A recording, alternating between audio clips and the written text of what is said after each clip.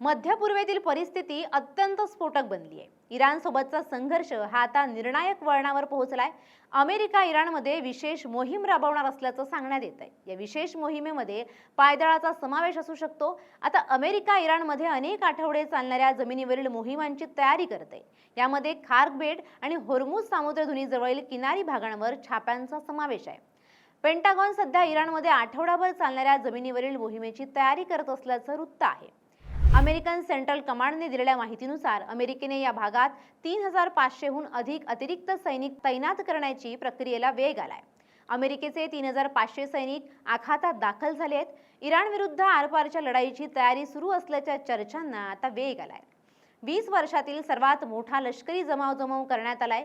गेल्या 2 दशकातील या प्रदेशातील ही सर्वात मोठी अमेरिकन फौज आहे। हे सैनिक USS त्रिपोली या युद्धनौकेवरून आले आहेत। यामध्ये ट्रान्सपोर्ट आणि स्ट्राईक फायटर विमानं, ओस्प्रो विमानं आणि F-35 फायटर जेट्सचा समावेश असल्याचं अमेरिकेनं सांगितलंय। जपानमध्ये तैनात असलेली USS त्रिपोली ही अत्याधुनिक बिग डेक युद्धनौका आहे। ती F-35 सारखी स्ट्रेंथ फायटर जेट्स आणि ऑस्प्रो विमान वाहून नेण्यास सक्षम आहे। या व्यतिरिक्त सॅन दिएगो येथून USS बॉक्सवर आणि इतर नौदलाच्या तुकड्या देखील आखातात पाठवण्यात आल्या आहेत। ऑपरेशन एपिक फ्युरी अंतर्गत आतापर्यंत 11,000हून अधिक लक्ष्यांवर हल्ले करण्यात आले, ज्यावरून या युद्धाची भीषणता स्पष्ट झाली।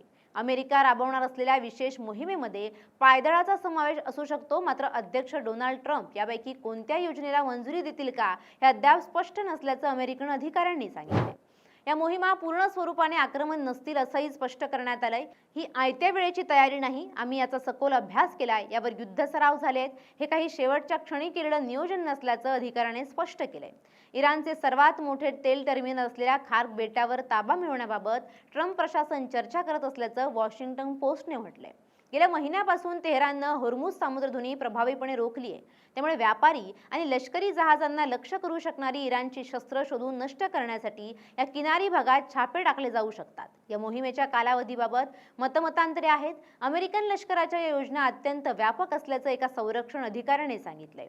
इराणी भूभागावर ताबा मिळवल्यास इस्लामिक रिपब्लिकची राजवट अडचणीत येईल आणि भविष्यातील वाटाघाटीमध्ये अमेरिकेच्या हाती महत्त्वाचं कार्ड येईल असा दावा सुद्धा केलाय। मात्र ताब्यात घेतलेल्या भागातील अमेरिकन सैनिकांचं संरक्षण करणं हे सर्वात मोठं आव्हान आहे। ताबा मिळवणं कठीण नाही, पण खार्क बेटावरील सैनिकांना सुरक्षा पुरवणं हे कठीण काम आहे। आपल्या माणसांचं रक्षण करणं आव्हानात्मक असल्याचं स्पष्ट केलंय। येमेनच्या इराण समर्थित हुत्ती बंडखोरांनी इस्रायलच्या दिशेनं क्षेपणास्त्र डागल्याची जबाबदारी स्वीकारल्यामुळे हे युद्ध अधिक गुंतागुंतीचं झाल्याचं पाहायला मिळालं। यामुळे सुएझ कालव्याकडे जाणाऱ्या बाब अल मंदेव या सागरी मार्गाच्या सुरक्षेबाबत मोठी चिंता निर्माण झाली आहे। आंतरराष्ट्रीय जहाज वाहतूक आणि विमानमार्ग आधीच विस्कळीत झाले असून अनेक देश पर्यायी मार्गांचा शोध घेत आहेत। सौदी अरेबियातील प्रिन्स सुलतान एअर बेसवर इराणनं बॅलिस्टिक क्षेपणास्त्र आणि ड्रोनद्वारे केलेल्या हल्ल्यात अमेरिकेचे किमान 10 कर्मचारी जखमी झाले आहेत आणि यामुळे तणाव अधिकच वाढलाय। इराणनं सामरिकदृष्ट्या महत्त्वाच्या होर्मुझ सामुद्रधुनीवर आपलं नियंत्रण कायम ठेवलंय। यामुळे जागतिक तेल पुरवठा विस्कळीत झालाय। परिणामी जगभरात इंधनाचे दर गगनाला भिडले आहेत। इराणच्या एकूण कच्च्या तेलाच्या निर्यातीपैकी 90% निर्यात खार्क बेटावरून होते। ट्रम्प यांनी या बेटाचं वर्णन इराणसाठीचा मुकुटमणी असं केलंय। होर्मुझ सामुद्रधुनी पुन्हा सुरू करण्यासाठी ट्रम्प यांनी इराणला वारंवार इशारा दिलाय। इराणनं युद्धविरामासाठी करार मान्य केला नाही तर अध्यक्ष ट्रम्प त्यांच्या विरुद्ध मोठी कारवाई करण्यास तयार आहेत। अध्यक्ष ट्रम्प नुसती धमकी देत नाहीत, तर इराणनं पुन्हा चुकीचं पाऊल टाकू नये असं व्हाईट हाऊसच्या प्रेस सचिव कॅरोलिन लेविट यांनी म्हटलंय। मात्र या लष्करी योजनांचा अर्थ अध्यक्षांनी अंतिम निर्णय घेतला असा होत नाही।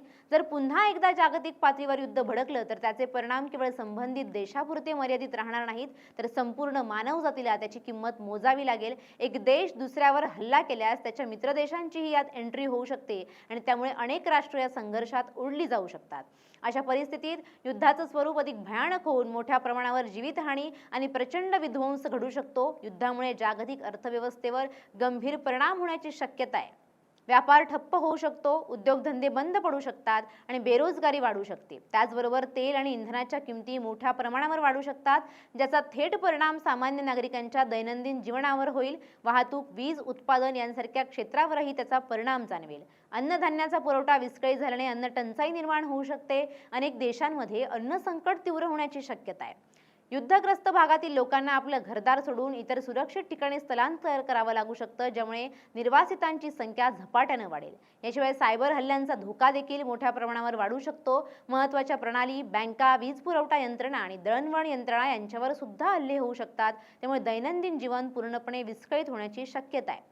सर्वात मोठा धोका म्हणजे तिसऱ्या महायुद्धाची शक्यता. जर संघर्ष अधिक वाढला तर अण्वस्त्रांचा वापर होण्याची भीती नाकारता येत नाही. अशा परिस्थितीत मानवजातीसमोर अस्तित्वाचा प्रश्न निर्माण होऊ शकतो. या सर्व घडामोडींमुळे सामान्य नागरिकांचं जीवन अस्थिर होईल, भीतीचं वातावरण निर्माण होईल आणि जागतिक शांततेला मोठा धोका निर्माण होईल, ज्यामुळे युद्ध टाळणं आणि शांततेचा मार्ग स्वीकारणं हीच आज काळाची गरज आहे. Bureau report, LS Marathi.